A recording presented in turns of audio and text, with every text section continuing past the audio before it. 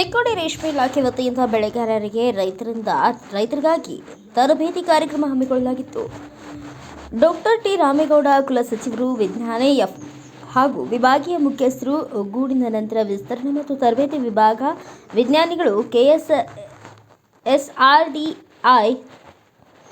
ತಲಘಟ್ಟಪುರ, ಬೆಂಗಳೂರು ಇವರು ರೇಷ್ಮೆ ಬೆಳೆಗಾರರನ್ನ ಕುರಿತು ಸುದೀರ್ಘವಾಗಿ ರೇಷ್ಮೆ ಕೃಷಿ ಬಗ್ಗೆ ಹಾಗೂ ತೋಟಗಾರಿಕಾ ನಿರ್ವಹಣೆ ಕುರಿತು ಹಾಗೂ ಮಣ್ಣಿನ ಫಲವತ್ತತೆಯನ್ನು ಕಾಪಾಡಿಕೊಂಡು ತಿಪ್ಪೆಗೊಬ್ಬರ ಉಪಯೋಗಿಸಿಕೊಂಡು ಸಾವಯವ ಕೃಷಿ ರೀತಿಯಲ್ಲಿ ರೇಷ್ಮೆ ಕೃಷಿಯನ್ನು ಮಾಡುವ ಬಗ್ಗೆ ಹಾಗೂ ರೈತರಿಗೆ ಇತರೆ ಬೆಳೆಗಳಲ್ಲಿ ಬರುವ ಆದಾಯ ಹಾಗೂ ರೇಷ್ಮೆ ಕೃಷಿಯಿಂದ ಬರುವ ಆದಾಯದ ಬಗ್ಗೆ ತಿಳಿಸಿದರು ಮತ್ತು ಇದರಿಂದ ಮುಂಬರುವ ದಿನಗಳಲ್ಲಿ ಒಳ್ಳೆಯ ಅವಕಾಶ ಬರುವ ಕುರಿತು ತಿಳಿಸಿದರು ಮತ್ತು ಹುಳು ಸಾಕುವ ಸರಳ ಪದ್ಧತಿ ಹಾಗೂ ಚಾಕಿ ಸಾಕಾಣಿಕೆ ಕೇಂದ್ರದಲ್ಲಿ 2ನೇ ಪರಿಯ ಹುಳು ಪಡೆದುಕೊಂಡು ಹುಳು ಸಾಕುವ ಬಗ್ಗೆ ತಿಳಿಸಿದರು ಮತ್ತು ರೇಷ್ಮೆ ಗೂಡು ಮಾರುಕಟ್ಟೆಯಲ್ಲಿ ಕುರಿತು ರೈತರಿಗೆ ತಿಳುವಳಿಕೆ ಮಾಡಿಕೊಟ್ಟರು ಹಾಗೂ ನಮ್ಮ ಸಂಸ್ಥೆಯಿಂದ ತಾಂತ್ರಿಕ ಮಾಹಿತಿಯನ್ನು ಪಡೆಯಲು ರೈತರಿಗೆ ತಿಳಿಸಿದರು ಮತ್ತು ಸಂಪೂರ್ಣ ಮಾಹಿತಿಯನ್ನು ತಿಳಿಸಿ ರೈತರಿಗೆ ಒಳ್ಳೆಯ ಆದಾಯ ಪಡೆಯಲು ಇಲಾಖೆಯು ಸಹಾಯ ಪಡೆಯಲು ತಿಳಿಕೆ ನೀಡಿದರು.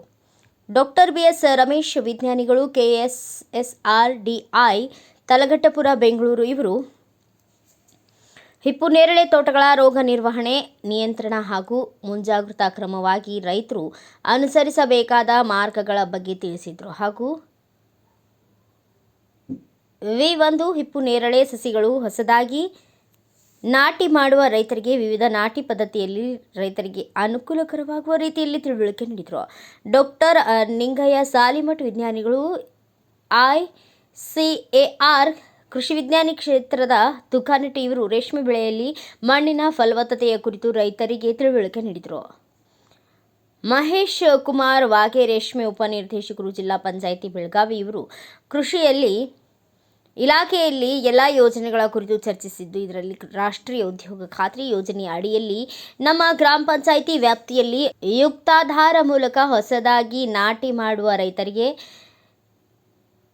ಪಂಚಾಯತ್ದಲ್ಲಿ ಹೆಸರು ನೋಂದಾಯಿಸಿಕೊಳ್ಳಲು ತಿಳಿಸಿದರು.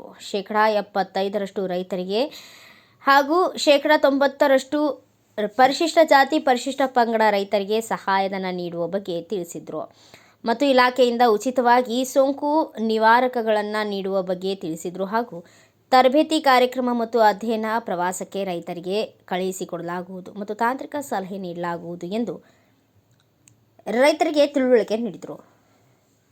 ಈಗ ನಮ್ಮ ಇಂಡಿಯಾದಲ್ಲಿ 1.5 ಅಂದರೆ 1.5% ಆರ್ಗ್ಯಾನಿಕ್ ಕಾರ್ಬನ್ ಇರತಕ್ಕಂಥ ತೋಟಗಳು ಉತ್ತಮವಾಗಿದ್ದಾವೆ ಅಂತ ನಾವು ಕನ್ಸಿಡರ್ ಮಾಡ್ತೇವೆ. ಅವರು ಕೂಡ ಹೇಳಿದ್ರು, ಈ ಆರ್ಗ್ಯಾನಿಕ್ ಕಾರ್ಬನ್ ಬಗ್ಗೆ ತುಂಬ ಚೆನ್ನಾಗಿ ಹೇಳಿದ್ರು ಅವರು. ಅದು ನಿಮಗೆ ಅಥವಾ ನಮಗೂ ಅರ್ಥ ಆಗದೆ ಇರೋದು ವಿಚಾರ. ಯಾಕೆಂತಂದ್ರೆ ಈಗ ನಮಗೆ ಶುಗರ್ ಬಂದಿದೆ ಅಂತಂದ್ರೆ 130 ಒಳಗಡೆ ಇದ್ರೆ ಆರೋಗ್ಯವಂತರು, 200 ಹೋಯ್ತು ಅಂದ್ರೆ ಇಲ್ಲ. BP ಹಂಗೇನೆ ಅಲ್ವಾ? ಇವು ಮಾತ್ರ ಗೊತ್ತು ನಮ್ಗೆ. ಕೇಳಿ, ನಮ್ಮ ಮನೆಯಲ್ಲಿ ಒಬ್ರು ಇರ್ತಾರೆ, ಇಲ್ಲ ನಮ್ಮ ಸ್ನೇಹಿತರಿಗಾಗ ಒಬ್ರು ಅದ್ರ ಬಗ್ಗೆ ಚರ್ಚೆ ಮಾಡ್ತಾ ಇರ್ತೀವಿ ಅಥವಾ ಟಿವಿಗಳಲ್ಲೂ ಅಲ್ಲಿ ಬರ್ತಾ ಇರ್ತದೆ. ಅದು ಎಷ್ಟಿರ್ಬೇಕು ಅಂತ ನಾವು ಯೋಚನೆ ಮಾಡ್ತೀವಿ. ಪೋಷಕಾಂಶಗಳ ಕೊರತೆಯನ್ನು ಕಂಡಿದ್ದೀವಲ್ಲ, ಅವುಗಳನ್ನು ಏನು ಮಣ್ಣು ಪರೀಕ್ಷೆ ಮಾಡಿದರೆ ಮಾತ್ರ ನಮಗೆ ಗೊತ್ತಾಗುತ್ತೆ. ಇಂತಿಷ್ಟು ಏನು ಕಬ್ಬಿಣ ಇರ್ಬೋದು, ಸತು ಇರ್ಬೋದು, ಮ್ಯಾಂಗನೀಸ್ ಇರ್ಬೋದು, ಬೋರಾನ್ ಇರ್ಬೋದು, ಎಲ್ಲ ಎಷ್ಟು ಪ್ರಮಾಣದಲ್ಲಿ ಇರಬೇಕು ಅನ್ನೋದನ್ನು ಸಂಕ್ಷಿಪ್ತವಾಗಿ ಸಂಪೂರ್ಣವಾಗಿ ನಿಮಗೆ ವಿವರಣೆ ಮಾಡಿದ್ದಾರೆ. ಮತ್ತೆ ಅದನ್ನು ಹೇಳೋದು ಬೇಕಾಗಿಲ್ಲ. ಇವೆಲ್ಲವೂ ಕಾರಣಗಳು. ಅದಕ್ಕಾಗಿ ನಾವು ರೋಬೋಸ್ಟ್, ಈಗ ನಾನು ನಿಮ್ಮ ಹೆಸರೇನು? ತೌಫಿಕ್. ಅವರು ಸ್ವಲ್ಪ ದಷ್ಟಪುಷ್ಟವಾಗಿ ಕಾಣ್ತಿದ್ದಾರೆ. ಬ್ಯೂರೋ ರಿಪೋರ್ಟ್, ರಾಜು ಮುಂಡೆ, ಭಾರತ ವೈಭವ news, Chikkodi. Thanks for watching. Read, discuss and debate with editor Dr. Yan Prashant Rao. Wanted reporters in print, digital and visual media for Bharat Vaibhav Daily Newspaper, BV News 5 Channel and BV Fast Web News from all the talukas of Karnataka, Goa and Maharashtra. If interested, send your resume to 9019229369.